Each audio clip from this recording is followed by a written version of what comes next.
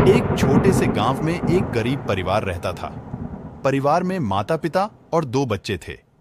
पिताजी एक किसान थे, लेकिन खेती से बहुत कम पैसा आता था। परिवार को गुजारा करने के लिए बड़ी मुश्किल से काम चलाना पड़ता था। एक दिन पिताजी खेत में काम कर रहे थे, तभी उनके पैर में चोट लग गई। वह चलने फिरने में असमर्थ हो गए। अब परिवार की सारी जिम्मेदारी मां पर आ गई। मां दिन भर मेहनत करके परिवार का गुजारा करती थी, लेकिन इतना पैसा नहीं आता था कि बच्चों की पढ़ाई लिखाई हो सके। बड़े बेटे का नाम राम था। वह बहुत मेहनती था।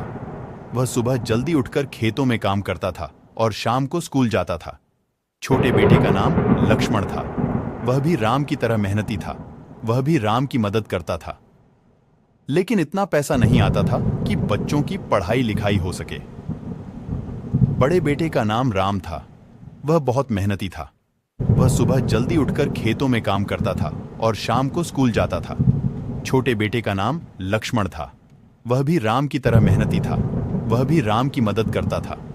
राम और लक्ष्मण पढ़ाई में बहुत अच्छे थे। उन्होंने कड़ी मेहनत करके अपनी पढ़ाई पूरी की। राम ने डॉक्टरी की पढ़ाई की और लक्ष्मण ने इंजीनियरिंग की पढ़ाई की। राम और लक्ष्मण ने अपने परिवार की आर्थिक स्थिति सुधारने के लिए बहुत मेहनत की। राम ने एक अच्छा अस्पताल खोला और लक्ष्मण ने एक बड़ा इंजीनियरिंग कंपनी खोला। राम और लक्ष्मण की मेहनत से परिवार की आर्थिक स्थिति काफी सुधार हो गई। परिवार अब बहुत खुशहाल और समृद्ध था। इस कहानी से हमें यह शिक्षा मिलती है कि मेहनत और लगन से किसी भी लक्ष्य को प्राप्त किया जा सकता है। चाहे व्यक्ति कितने भी गरीब क्यों ना हो, अगर वह मेहनती है तो वह अपने जीवन में सफलता प्राप्त कर सकता है।